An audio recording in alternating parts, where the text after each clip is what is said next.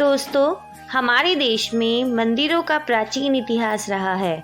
ये मंदिर न केवल भारतीय संस्कृति को दर्शाते हैं, बल्कि ये वास्तुकला के अद्भुत दर्शन भी करवाते हैं।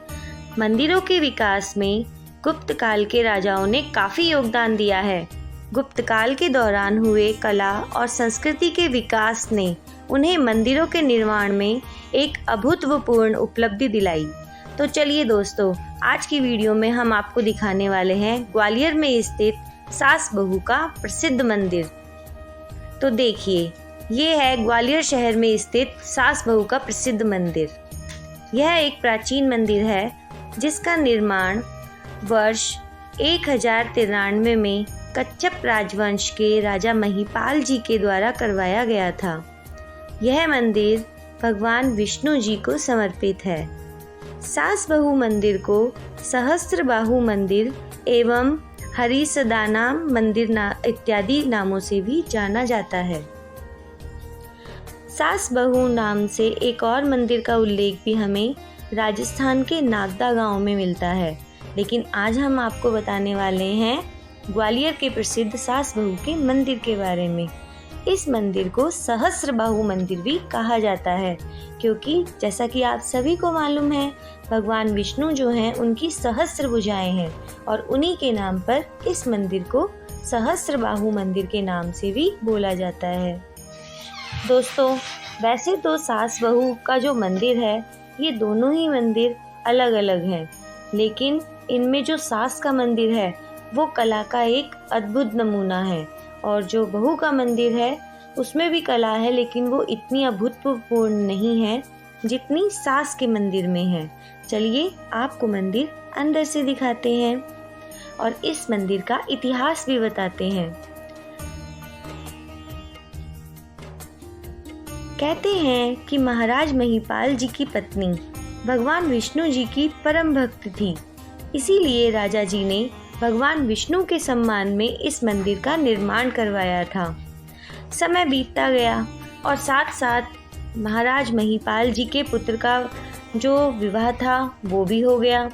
तब राजा जी ने राजकुमार के विवाह के लिए जिस लड़की को चुना, वो लड़की जो थी वो भगवान शिव की परम भक्त थी, इसीलिए उन्होंने विष्णु मंदिर के पास में ही शिव मंदिर का भी निर्माण करवाया, जिसे बहू के मंदिर से जाना जाता है। और क्योंकि एक मंदिर सास का था और दूसरा मंदिर बहू का, इसीलिए इन मंदिरों को सास बहू के मंदिर से जाना जाता है। तो चलिए आपको अंदर का व्यू दिखाते हैं।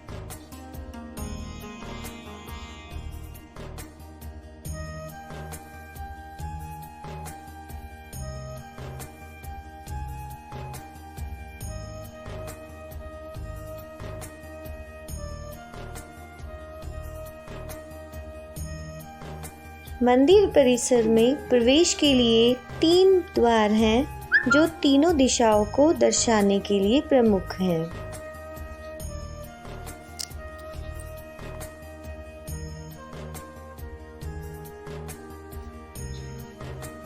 देखिए, ये है मंदिर के बिल्कुल मध्य का भाग, और ये है मंदिर की छत पर हुई नक्काशी। मंदिर की छत बहुत ही सुंदर और देखने योग्य है।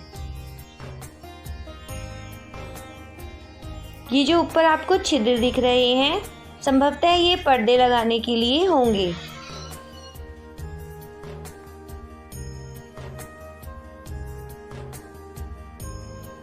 देखिए दोस्तों, ये है मंदिर में प्रवेश करने का मुख्य द्वार। इसी द्वार से अभी हमने मंदिर के अंदर प्रवेश किया था, और इसी द्वार के बिल्कुल अपोजिट डायरेक्शन में आपको मंदिर के गर्भगृह के दर्शन होंगे। तो देखिए, गर्भगृह में किसी समय भगवान विष्णु जी की प्रतिमा थी, और उन्हीं के एक तरफ ब्रह्मा जी अपने वेद लिए हुए और दूसरी तरफ भोले भंडारी हाथ में त्रिशूल लिए विराजित थे। परंतु एक समय इस मंदिर पर जब मुगलों का आक्रमण हुआ, तो मुगलों ने मूर्तियों को उनके स्थान से हटाकर मंदिर से दूर बाहर फेंक दिया। मंदिर की दीवारों पर ब्रह्मा जी, विष्णु जी और मां सरस्वती जैसे देवी देवताओं के चित्रों को अलग अलग स्थानों पर उकेरा गया है। मंदिर के स्तंभों पर हमें वैष्णव और शिव संप्रदाय से संबंधित बेहतरीन नक्काशी की प्रतिकृति दिखलाई पड़ती है।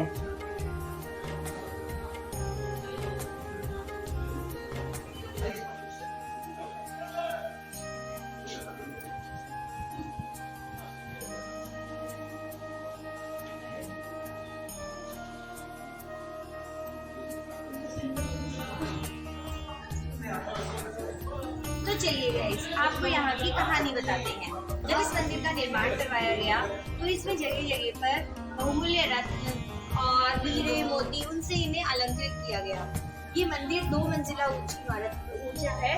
बाहर से देखने में 1 मंजिला लगता है, जबकि अंदर से ये 2 मंजिला है।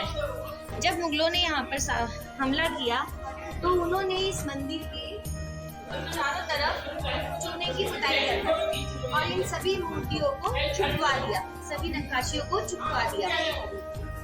इस मंदिर को मुस्लिम बच्चों के पढ़ने के लिए मदरसे के रूप में इस्तेमाल किया।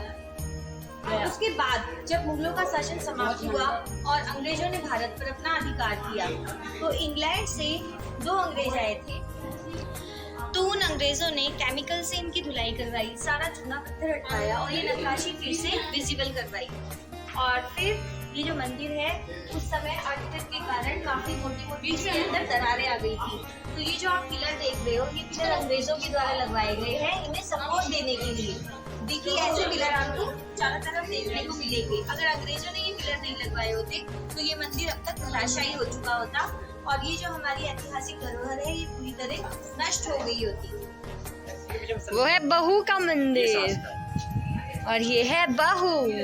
हाँ, वो मेरा मंदिर है और ये अम्मा का मंदिर है गाइस, यानी कि मेरी सासू माँ का मंदिर है ये। और वो है मेरा मंदिर यानी बहू का मंदिर।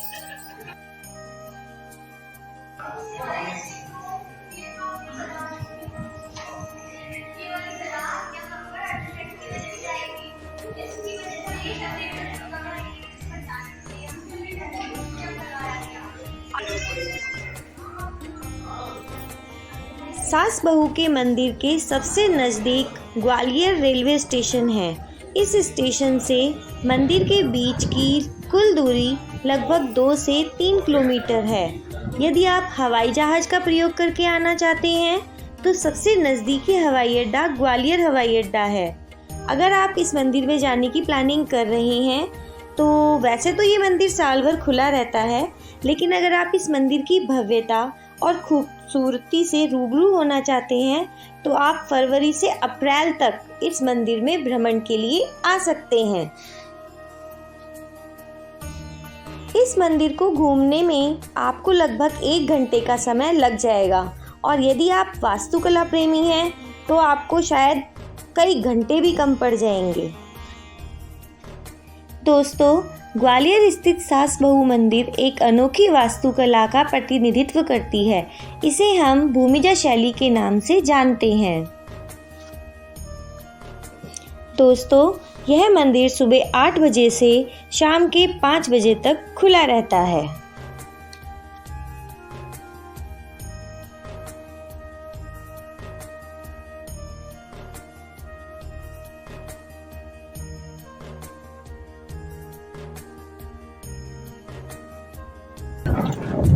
गाइस, तो आपने अभी देखा सास का मंदिर और अब हम आपको दिखाते हैं बहू के मंदिर। तो आइए हमारे साथ आपको बहू का मंदिर भी दिखाते हैं।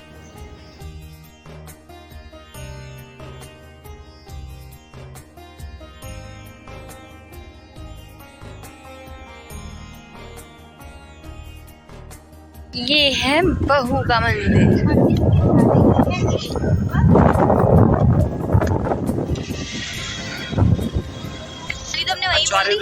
ये है बड़ा मंदिर और ये है छोटा मंदिर।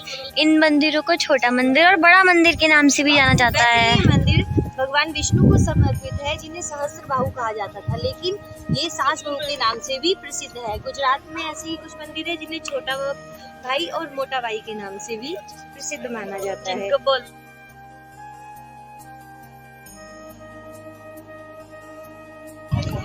ये है बहू का मंदिर। इसमें जो बाहरी आवरण है हीरे मोती और अन्य बहुमूल्य रत्नों से सुसज्जित किया गया था, लेकिन मुगलों ने भी इन्हें लूट कर इसके ऊपर भी पुताई करवा दी थी चूने की। ये है बहू का मंदिर।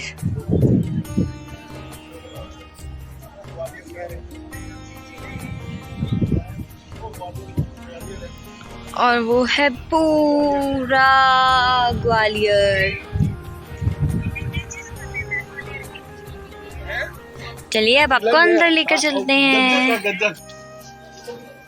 ये जो बहू का मंदिर है ये सास की मंदिर की अपेक्षा थोड़ा कम अलंकृत है। इसके जो खंबे हैं वो पूरी तरह नक्काशी से युक्त है, जबकि जो बहू का मंदिर है ये पूरी तरह इसके जो पिलर्स हैं ये नक्काशी युक्त नहीं है। लेकिन उस समय भी ये बहुत, उस समय के हिसाब से भी ये बहुत अच्छे थे।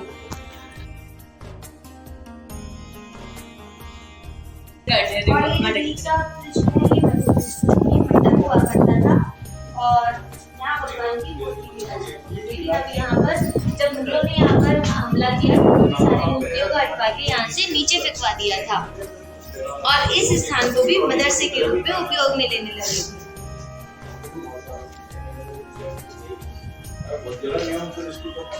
यहाँ आपको इस तरफ देखिए, ऊपर की चारों तरफ आपको विभिन्न प्रकार के अपने देवी देवताओं के अलग अलग मुद्राओं में विराजित आपको नजर आ जाएंगे। सामने इस तरफ आपको गणेश जी नजर आ रहे हैं, इस तरफ भी हमें गणेश जी की प्रतिमाएं नजर आ रही हैं और इस तरफ भी ये भगवान विष्णु की प्रतिमाएं हैं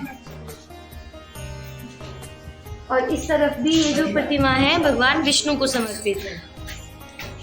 वो जो सामने आपको पिलर नजर आ रहा है ये जो मंदिर है ये चंद्रमा की रोशनी में तो अच्छा लगता ही था, लेकिन जब अमावस्या की रात होती थी तो वो जो पिलर है उसके ऊपर मशाल जलाई जाती थी। जो तेल से जलने वाली मशाल होती थी वो तो जल्दी बुझ जाती थी, तो मशाल जलाने के लिए जो जानवर होते थे उनकी जो चर्बी होती थी उसे मशाल पर लपेटा जाता था और फिर उसे प्रज्वलित किया जाता था। हीरे मोती लगे होने की वजह से जब उस मशाल की रोशनी मंदिरों पर पड़ती थी तो ये अंधेरी अमावस्या रात में भी बहुत ही अच्छे तरीके से जगमगाने लगते थे। और ऐसा भी हो सकता है कि दूसरी कथा के अनुसार ये जो पिलर है इस पिलर पर गरुड़ देव का निवास हो या फिर उनकी कोई मूर्ति लगी हो, क्योंकि ये भगवान विष्णु जी को समर्पित है ये मंदिर और विष्णु जी की ही सवारी गरुड़ देव है। लेकिन ज़्यादा लोगों का मानना ये है कि ये जो पिलर है ये मशाल के लिए ही उपयोग में लिया जाता था। इस देखिए ये जो आपको ब्लैक कलर का जो ये दिखाई दे रहा है ये है बारूद खाना, इसके अंदर बारूद रखी जाती थी। ऐसे 4 बारूद खाने इस कॉम्प्लेक्स के अंदर हैं। Hope you guys enjoy this video। अगर आपको सास बहू का ये मंदिर अच्छा लगा हो तो हमारी इस वीडियो को जरूर लाइक करें, शेयर करें और कमेंट्स करें। और हाँ, जाते जाते रेमको ब्लॉग्स को सब्सक्राइब करना बिल्कुल ना भूलें। मिलते हैं आपसे नेक्स्ट वीडियो में। Till then bye.